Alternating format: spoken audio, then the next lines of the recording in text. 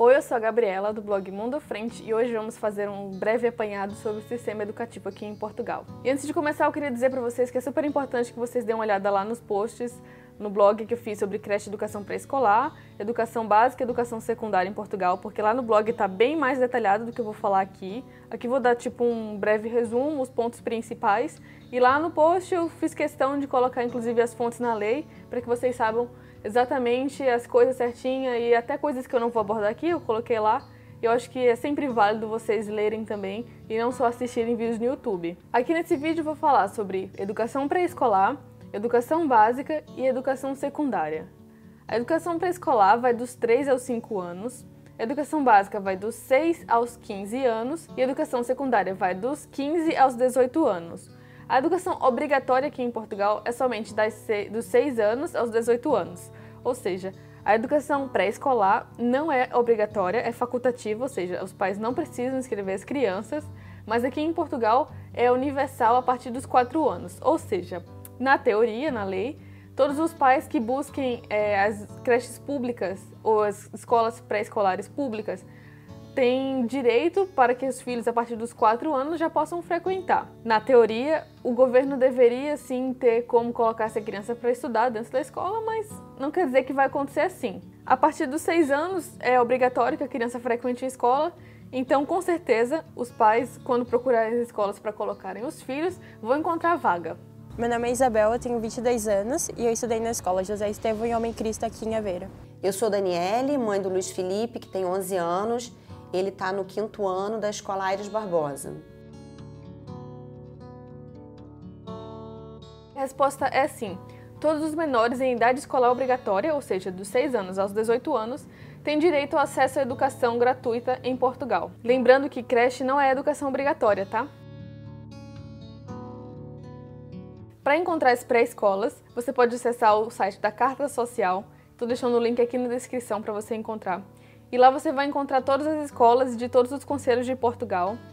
Tem as escolas públicas, as IPSS e as particulares. As IPSS são as instituições particulares de solidariedade social, que significa que são escolas particulares, porém que permitem a comparticipação do governo. Colocar as crianças na IPSS é a opção mais viável para a maioria das pessoas, porque é muito difícil encontrar vaga em escola pública, então eles vão colocar nas IPSS, que pelo menos há a chance da comparticipação. E a comparticipação é um processo de subsídio do governo que dão às famílias, de acordo com a renda que ela possui.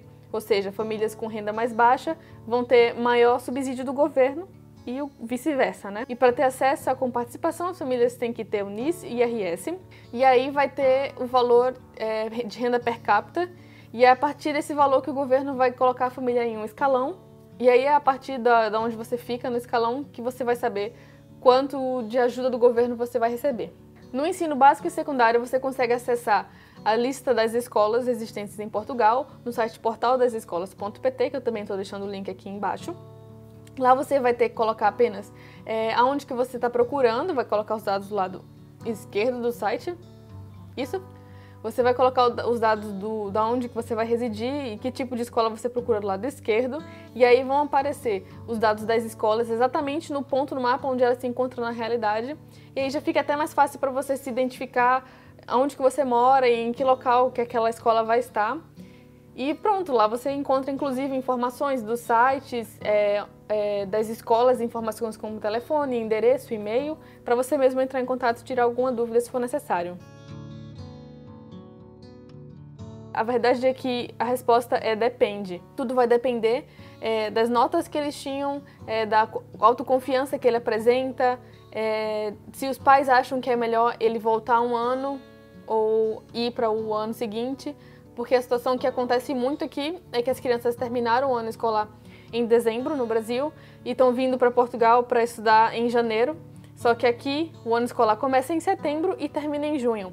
Portanto, a criança está chegando no meio do ano escolar. E aí tem aquela dúvida se vai colocar elas no terceiro ano, que está no meio, sendo que ela já terminou o terceiro ano no Brasil, ou se vai colocar a criança para frequentar o 4º ano, que já está no meio.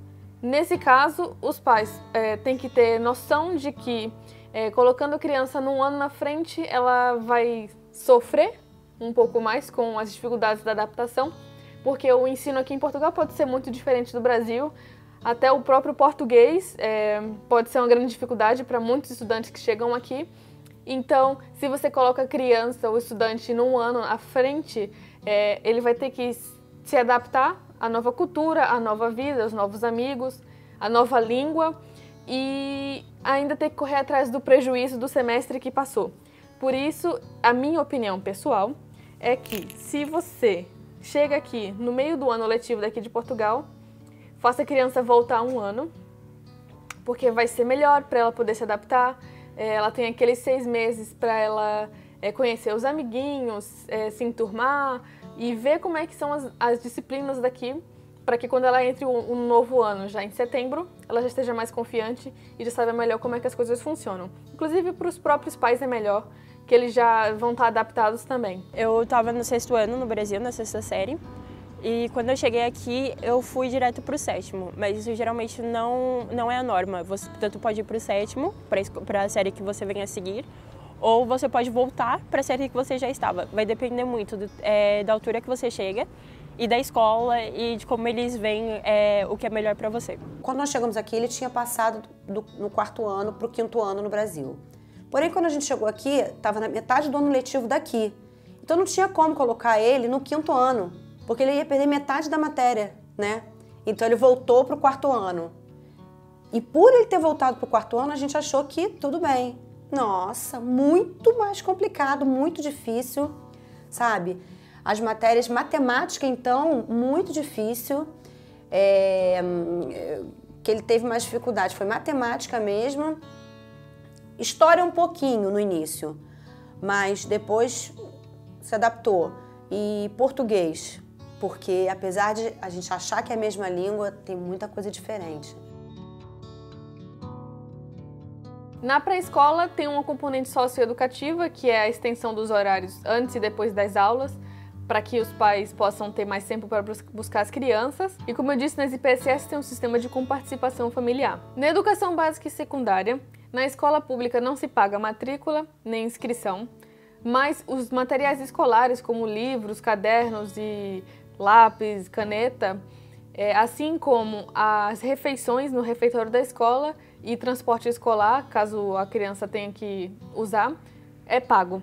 E nesse caso também pode existir o sistema de comparticipação, onde, como eu expliquei, as famílias com renda mais baixa conseguem ter mais subsídio do governo. As outras opções para quem não consegue ter a comparticipação escolar e tem que gastar bastante com livros, é procurar famílias que tenham tido crianças que estudaram um ano que seu filho vai estudar só que ano passado e ver se eles estão querendo vender o livro ou tem alguma forma de emprestar. Várias famílias trocam os livros entre si, amigos e familiares vão passando um livro para o outro. Só tem que ficar esperto porque às vezes os professores se reúnem e decidem que os manuais escolares desse ano não vão ser iguais aos manuais escolares do ano passado. Então você tem que ver se o livro vai ser realmente o mesmo para poder pegar de outra pessoa, comprar ou emprestar. Uma outra coisa que pode acontecer é das próprias escolas terem uma biblioteca de livros de manuais escolares que eles emprestam para as crianças para que elas devolvam em bom estado no final do ano. Nada. Na escola você não paga nada. Ele paga o almoço dele, que também é baratinho, é R$ 1,46 o dia que ele for almoçar. Só isso. Eles ganham um cartãozinho da escola que você tem controle pela internet. Você entra no site da escola, você tem total controle. Vê que horas a criança entrou, que horas a criança saiu, o que a criança comeu, o que ela gastou na escola, sabe? Você tem todo o controle. Eu acho isso muito legal mesmo. O hábito é você entrar às 8h20 da manhã, 8h25. Sempre você tem aulas o dia todo. Você pode ter aulas até às 4 da tarde, geralmente. E elas vão ser divididas pela sua série, pelas matérias. E geralmente cada aula demora 90 minutos. Você tem, em média, 3, 4 aulas de manhã. E depois, quando é por volta do meio-dia, 1h da tarde, você para almoçar. A escola te oferece a comida. Ou você paga €1,60 por dia, por refeição. Ou se você tiver direito a subsídios, o governo paga e aí vai depender do teu escalão de subsídio. E aí você pode almoçar na escola. Se os pais derem autorização, você pode sair da escola, você pode almoçar no shopping, que é aqui perto, é bem perto da escola, é tipo 5 minutos da escola. Ou você pode almoçar em casa, se você mora perto, muita gente vai. E você tem direito, geralmente, entre 45 minutos a 90 minutos de almoço. E aí você volta para uma última aula ou para as duas últimas, é relativo. A maior parte das vezes você tem 2 dias livres, 2 tardes livres, que a gente chama, que você só, sai na hora do almoço, faz só meio período. E é normal, tem sempre as quartas-feiras, porque as quartas-feiras geralmente os professores se reúnem para fazer pauta da semana. Então, muito provavelmente você sempre tem a quarta-feira livre e depois vai depender, quinta, sexta, do teu horário que você vai ter. A matrícula é feita aqui em Portugal, em qualquer altura do ano, para os estrangeiros, e deve ser feita presencialmente na escola que a família tem preferência para que o aluno frequente. E no momento da matrícula, o pai deve informar outras 4 escolas do mesmo agrupamento de escolas que ele gostaria que o filho frequentasse. Quanto mais escolas tiver, mais opções na hora deles encaixar o aluno vai ter. No caso da pré-escola, todas as crianças que chegam aqui, que completem 3 anos até 31 de dezembro do ano corrente, têm direito a frequentar a pré-escola. Já para crianças que completem 6 anos até o dia 15 de setembro do ano corrente, é obrigatória a matrícula na educação básica. E assim segue até os 18 anos de idade ou quando eles completem o ensino secundário. Primeiro tem que trazer a certidão de nascimento em inteiro teor, emitida recentemente. O ideal é que você resolva isso faltando 1 ou 2 semanas para a viagem para Portugal. Lembrando que tem que estar apostilada, trazer o boletim de vacinas ou cartão de vacinas atualizado e trazer o histórico escolar que tem assinatura do diretor, com firma reconhecida, e o documento tem que estar apostilado.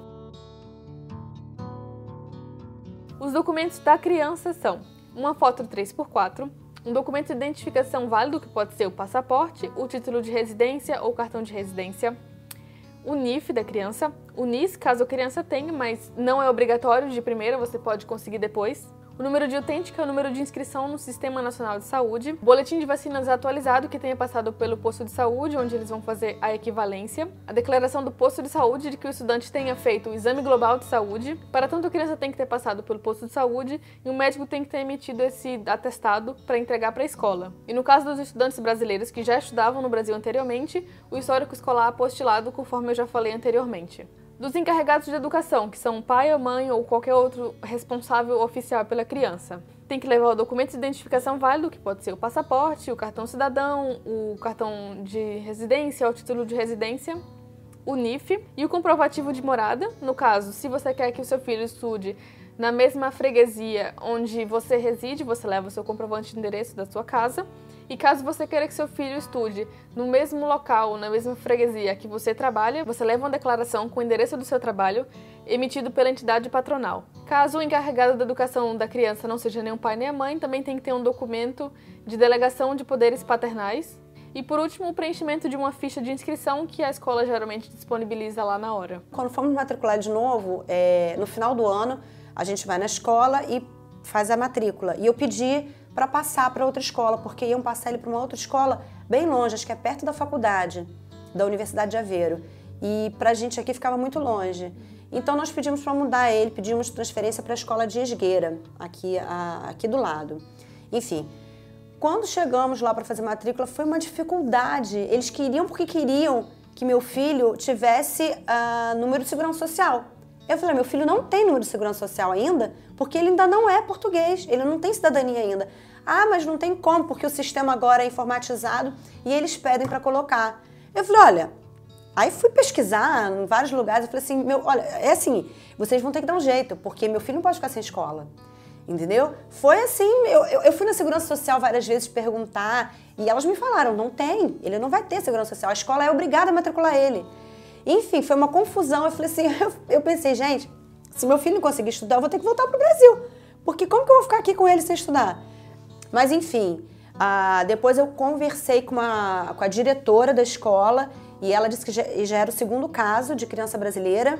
E aí sim, eles conseguiram fazer manualmente. Tinha que ter um jeito, né? Tinha que ter um jeito. Eles conseguiram manualmente fazer.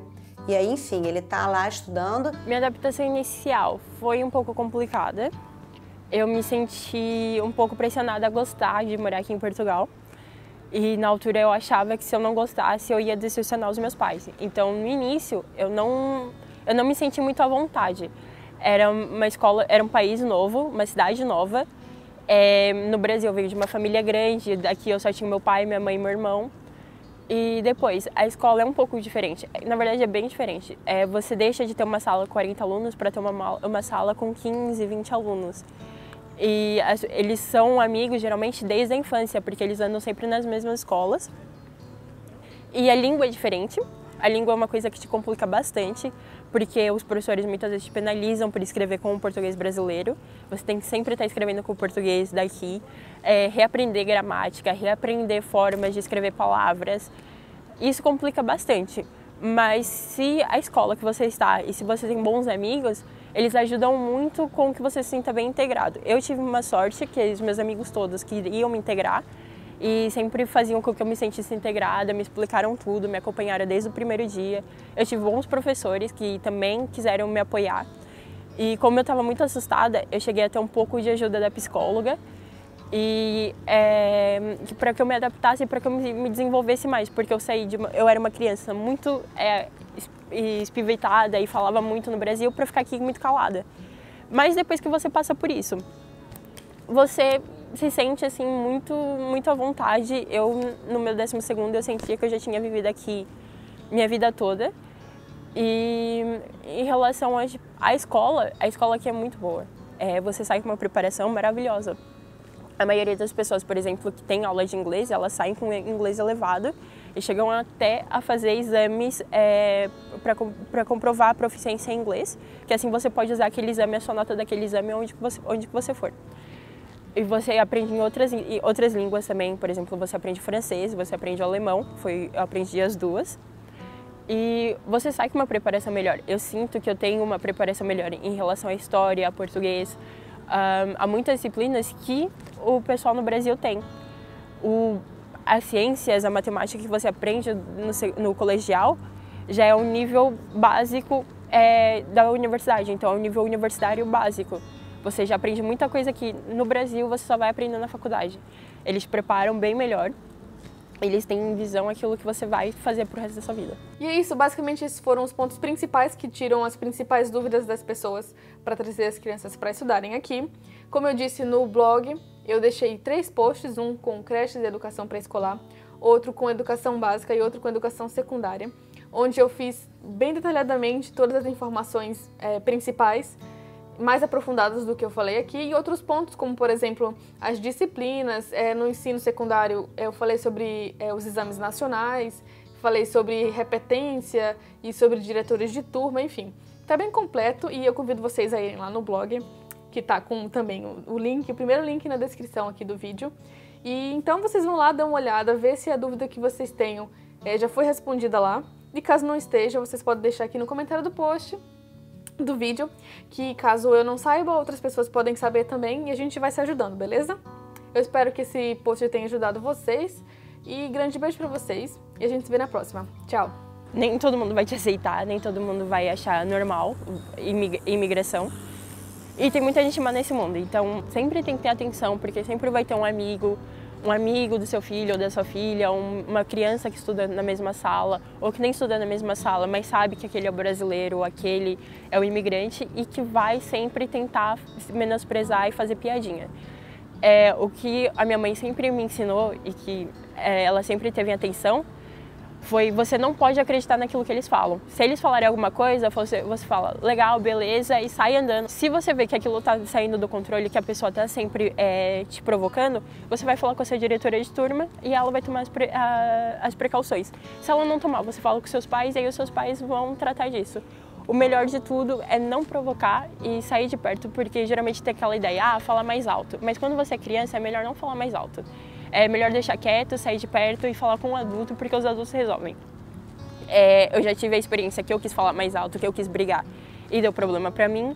E foi aí que eu aprendi, fui falar com a minha mãe, sempre que dava alguma coisa, a minha mãe tratava do assunto e ficava bem mais rápido, se resolvia bem mais rápido do que eu tendo discussão, do que eu tendo briga na escola. Então é sempre melhor ter isso em atenção, já explicar. Quando o seu filho vai para a escola, explica, fala: olha, vai ter gente que vai ser maldosa, vai ter gente que vai fazer piada, só não dá atenção, porque quando você chega aqui você descobre que tem racismo, tem preconceito, tem tudo isso, e você precisa já estar preparado. Tem que ter uma conversa bem séria e falar para a criança não se importar tanto porque aquilo não define ela, define a outra pessoa.